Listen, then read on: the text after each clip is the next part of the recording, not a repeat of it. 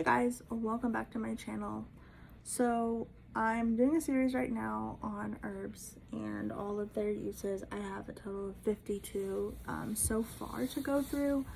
My last one was on elderberry, and today we are doing it on licorice root. So this one, it took me a little bit of research on how I was going to do this whole video. I have notes and I have my iPad just to kind of go through some different things, because most commonly, you know, people think of licorice, they think of the little black candies, and a lot of people like them, a lot of people hate them. I'm one of the people who don't really like licorice, but I know that my grandma really likes it, and I personally do not. So licorice root, when it's made into a tea, it's 50 times sweeter than sugar. So it has a very sweet taste to it. But there is a lot of dangers with licorice root. So you definitely want to do your research before using it, especially when you're buying it in bulk like this at a health food store and making it into a tea. So I'm just kind of going to go through. First off, I do want to say I am not a doctor. This is just pretty much how I use these herbs for my family, and you use them at your own risk, like you would anything. So the biggest thing that I am seeing across the board through my books and through all the different websites that I'm reading on, you can really easily get a licorice overdose. So if you have any types of like high blood pressure, low metabolism, muscle weakness, or abnormal heart rate rhythms, licorice is something you definitely want to stay away from. And if you don't have those, if you have an overdose of licorice, you can easily develop those because of what licorice does to your actual chemical makeup. Pregnancy and breastfeeding, you definitely do not want to take licorice root if you are pregnant or breastfeeding. It definitely negatively affects the brain development in a pregnancy. Oddly enough, though, if you're looking to get pregnant, licorice root can actually boost your hormone levels to where it is easier for you to conceive.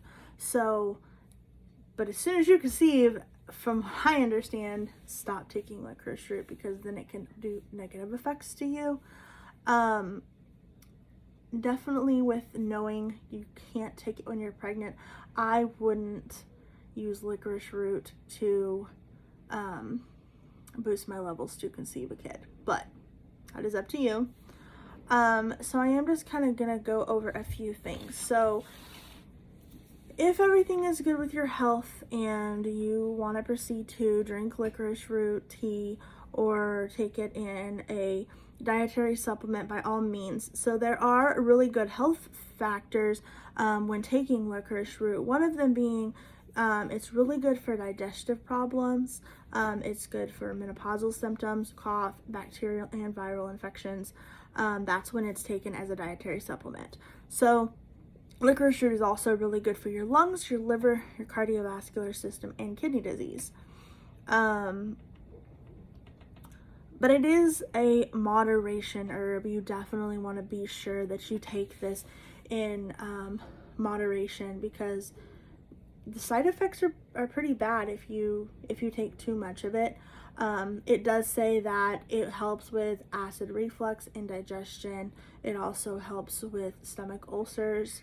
So I would say when taking your licorice root and drinking it as a tea, maybe just drink it, you know, every so often. Definitely don't do it as an everyday type of thing, okay? So let me see just here, what is something else that I can say about it? Like I said, there's so much conflicting information on this herb. So there has been a lot of studies for licorice root helping with reducing body fat by 40%. I found that on several websites. I also found it on WebMD. I know a lot of people don't like WebMD just because you can punch in one symptom and then all of a sudden you have cancer. But it was really good for some of the like symptoms that could arise from drinking too much of it and having an overdose. And then I also found a lot of information on Healthline as well about it. So licorice fruit is also really good at protecting against cavities, which is crazy because, like I said, it is 50 times sweeter than a teaspoon of sugar. So it helps with cavities. The history behind licorice fruit is it was used as a Chinese medicine, emphasizing on medicine here, because with it doing so much negatively if you take too much of it, it's just like if you take any type of medicine, you probably shouldn't, you know, take too much of that either because it will overdose you.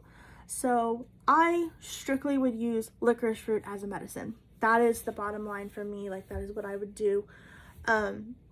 Definitely not giving it to kids, pregnant women, breastfeeding women. Another thing I believe I read on it is it will help with constipation. If you drink licorice tea directly after a meal that you know is going to cause a stomach issue, it will help with the bowel movement. So if you are taking, you know, like laxatives and stuff a lot, licorice root might be something that you could try, so you could kind of move away from an actual laxative or any type of bowel movement powders. So that's pretty much it for licorice root. It wasn't one of my favorite herbs to research just because I found out like it has a lot of things that could cause damage to your body and at the same time help your body. So it's kind of what you want to do with it. I do have it in my apothecary cabinet just because you never know when I might need it, and I might need to take it as a medicine one day. Like I said though, I don't like licorice, so it's definitely not going to be my first go-to herb. I will go to any other herb before I will go to licorice root, but it is something that I do have on hand. So yeah guys, I have over 50 more herbs to go over and discuss with you guys. And like I said, if there's anything that you know about an herb that maybe I didn't mention, if you could drop it in the comments below. I would love to learn more things, maybe some things that I missed. Wait a minute, I'm sorry, I fumble over my words so much, like, oh my gosh. Another thing I hate is like my voice. I don't like my voice in my videos, and so I really don't go back and watch my videos that much because of that. But I'm trying to like get over that whole thing.